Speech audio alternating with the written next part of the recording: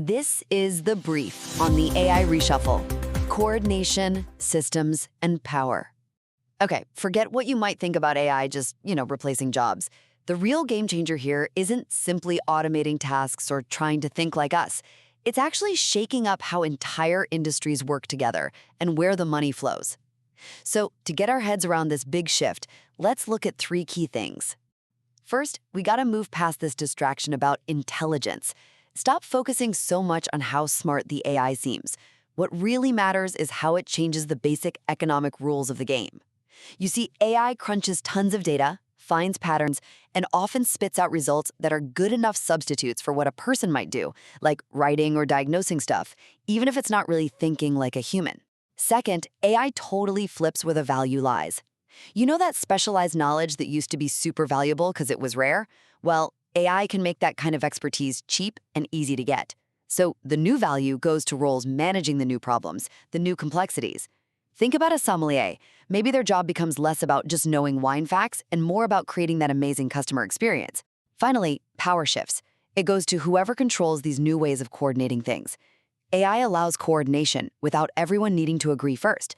Imagine it sorting out complex travel plans instantly across different companies. This leads to a divide, right? You've got the above-the-algorithm folks who design and use the system's logic, and then the below-the-algorithm workers whose tasks get managed, standardized, and sometimes pushed aside by it. So stop asking if AI will replace your job. Start asking how it's changing the economic value of the whole system you work in. Processing companies can fund their growth using the cash accounts receivable factoring can provide. Contact Chris at Versant Funding to learn if your client is a factoring fit.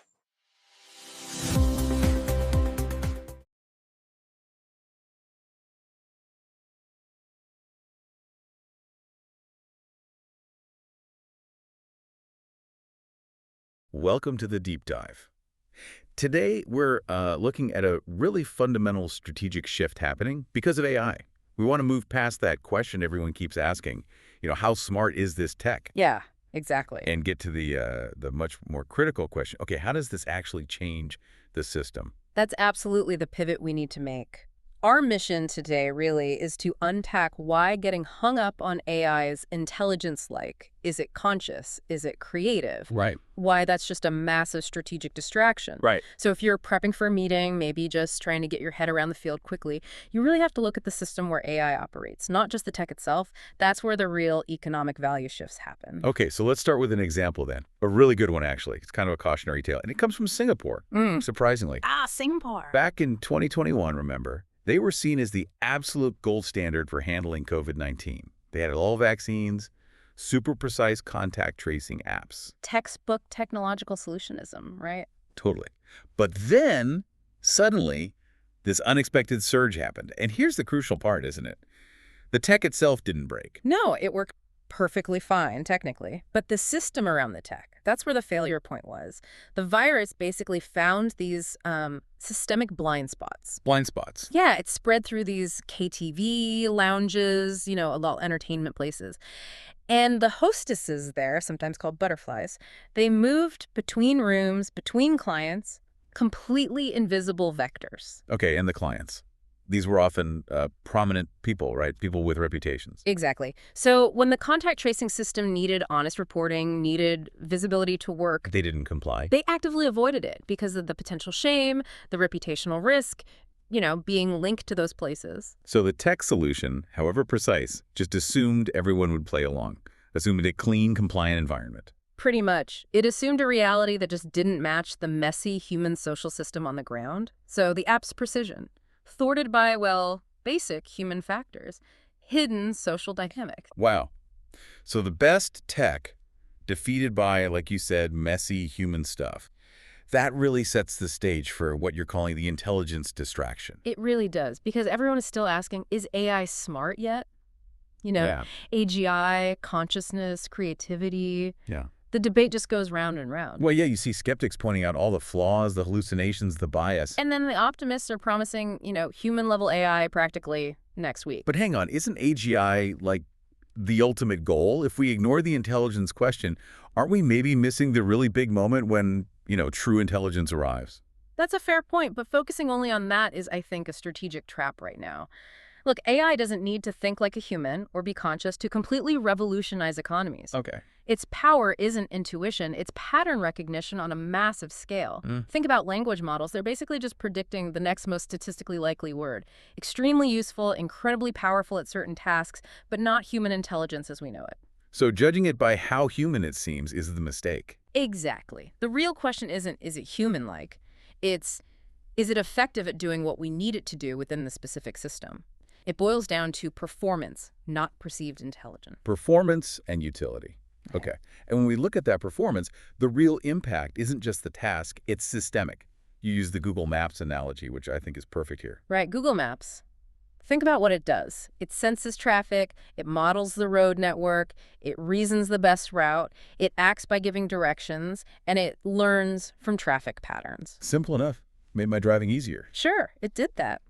But that wasn't the revolution. The revolution was how it completely restructured urban mobility.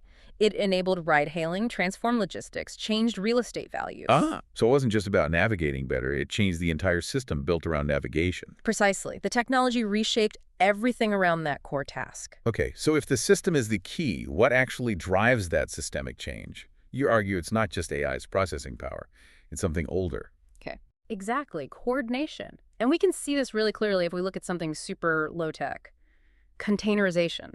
Think back to the 1950s. Malcolm McLean, right? The shipping guy. That's him, 1956. Now, the big problem back then wasn't really how slow ships were or how long loading took. The killer was the unreliability, the sheer unpredictability and cost of getting stuff from A to B using break bulk cargo. Just chaos at the docks, basically. Total chaos. So McLean's breakthrough wasn't just a bigger box. It was imposing coordination through two key things. First, standardized container sizes, which, funnily enough, got a massive boost from the U.S. military needing consistent logistics for the Vietnam War. Okay. Standardization was the second thing. The single bill of lading. This was huge. It was a unified contract. Suddenly, you didn't need separate, complex agreements for the truck journey, the train journey, the sea journey. One piece of paper covered it all. So that unified contract became the coordinating mechanism across different transport modes. Exactly. It enabled frictionless coordination. And look at Singapore. They became a global hub not just by having efficient cranes, but by doubling down on reliability across that whole coordinated network.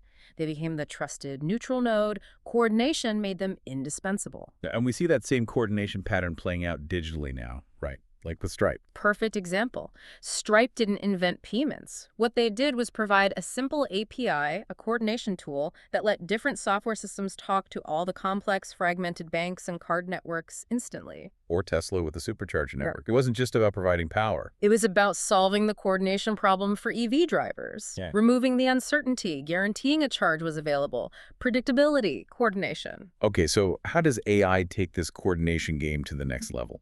Well, AI enables what we might call coordination without consensus. Think about a sophisticated AI travel assistant today. It doesn't need all the airlines, hotels, booking systems to agree on some universal data standard or API. Which they never would anyway. Right. Never gonna happen. Instead, the AI can just look at all their different outputs, websites, PDFs, messy data feeds, understand it all, and then assemble a complex, coordinated itinerary on the fly. It creates that shared understanding from the unstructured mess, coordinating things that couldn't easily be coordinated before. Okay, this makes sense. But let's talk about the fallout.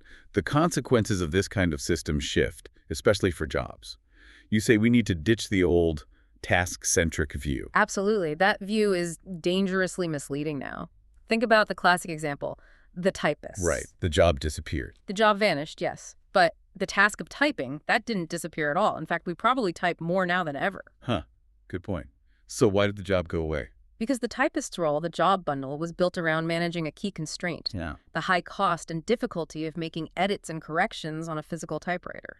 Fixing mistakes was laborious. Extremely. Word processors completely collapsed that constraint. Suddenly, editing was cheap and easy. So the whole bundle of tasks the typist did, proofreading, formatting, correcting it, lost its economic reason for being. The task got absorbed into the workflow of the person actually creating the document. So the value wasn't in the typing itself, but in managing the constraint around typing errors. And when the constraint vanished, poof. Exactly. Which brings us to how we should think about value now. If tasks are becoming abundant, where does value come from? Good question. We need to think about two dimensions. First, there's economic value. This is what someone's willing to pay for something, and it usually requires some kind of scarcity. AI tends to crush this for repeatable tasks by making them cheap and abundant. Think about routine knowledge work. It becomes easily substitutable. Okay, so economic value goes down. What's the second dimension? Contextual value. This is about how important, how pivotal a task is for achieving a specific outcome within a particular system. A task might seem simple, like getting the right signature on a legal document, but if that signature is the final step holding up a billion-dollar deal, its contextual value is immense, even if the task itself isn't complex. That context gives it leverage and often economic value, too. And AI accelerates the drop in economic value through something you call the skill absorption flywheel. Can you unpack that? There was a Harvard study. Yes, the HBS study looked at consultants using AI tools. What they found was striking. The performance gap between the top performers and the average performers shrank dramatically. It went from something like over 20% down to just 4%.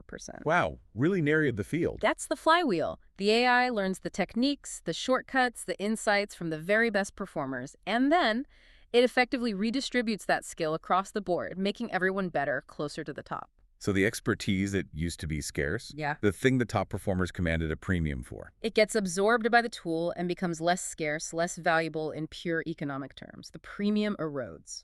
We can see this really clearly with truckers today, can't we?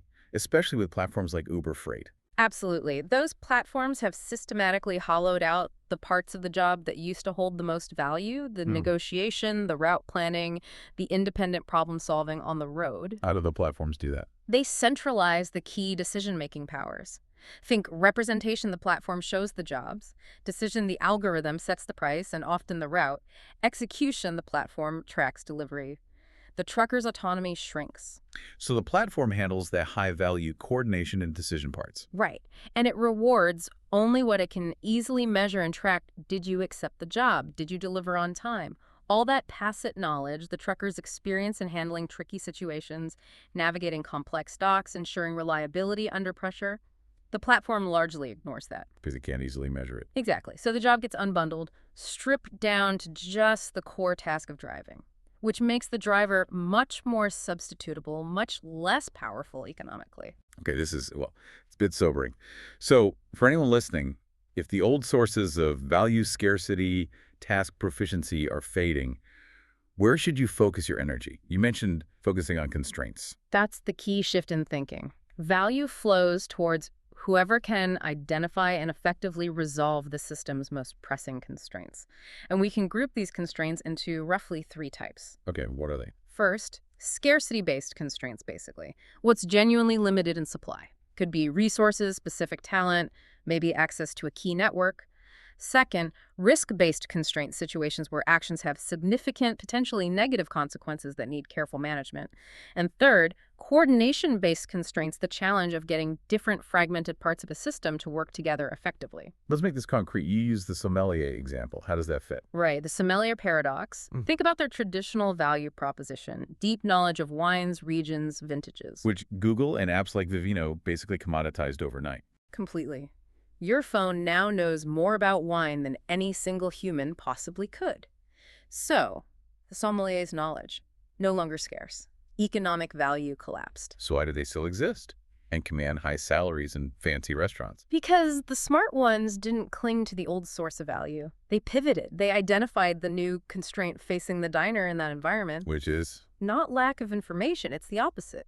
Overwhelming choice, decision friction, uncertainty, fear of making a bad, expensive choice in a high-status setting. The paradox of choice problem. Exactly. So the sommelier rebundled their role. They shifted from being an information provider to being a curator and a confidence provider. They managed the coordination constraint of matching the right wine from thousands of options to your specific meal, budget, and taste. And they managed the social risk by giving you the confidence to choose. They provide an experience, not just data. That makes sense. They shifted to resolving the diner's uncertainty and coordination needs. What about risk-based constraints? You use the fugu chef analogy. Yeah, the pufferfish chef. People pay an enormous premium for fugu, not despite the fact that it can kill you. But because it can kill you. Precisely.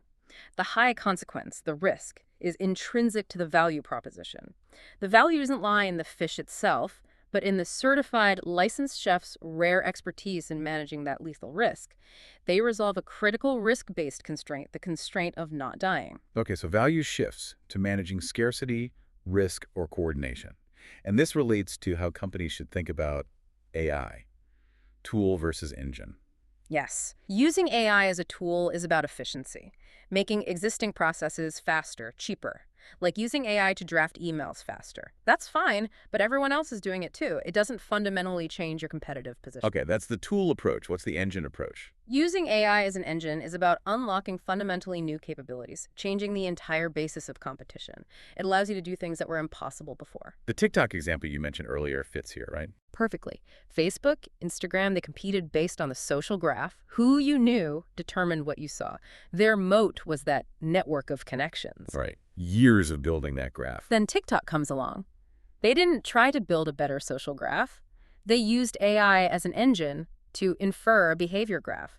What you watch, what you linger on, tells the algorithm what to show you next. Regardless of who you know. Exactly. It bypassed the incumbent's moat entirely. It changed the rules of the game from connection-based discovery to behavior-based discovery almost overnight. That's an engine move. So wrapping this up, the core lesson for listeners trying to navigate this AI transformation is adopt a system-centric view. That's it. Stop asking, what's our AI strategy? That's the wrong question. The right question is, what's our strategy for the new conditions that AI creates? Where's the system shifting? Where are the new constraints emerging? Where are the new control points we can establish? Okay, so practically speaking, as you, the listener, think about your own role, your own business. Stop asking, can my task be automated? Yes, that's task-centric thinking. Instead, ask 3 deeper, strategic questions. First, how is AI changing the fundamental economic value of the tasks I currently perform? Is scarcity eroding? Second, what new constraints, especially around risk and coordination, are emerging in my system as things shift? Where are the new bottlenecks, the new points of friction or uncertainty? and the third, crucial question. How can I strategically rebundle my skills, my capabilities, my focus to specifically address and resolve those emerging constraints? How can I become the person or the company that manages the new bottleneck? Because generating answers, getting information, that's becoming cheap, abundant. Utterly commoditized. The real durable value is migrating fast to the complementary human skills. Number 1, curiosity. The ability to frame the right question, the insightful inquiry that unlocks value. And number 2, Curation. In a world flooded with AI-generated answers, the ability to discern which answers matter, which are reliable, which are worth acting on, and then weaving those into a compelling narrative, providing context and confidence.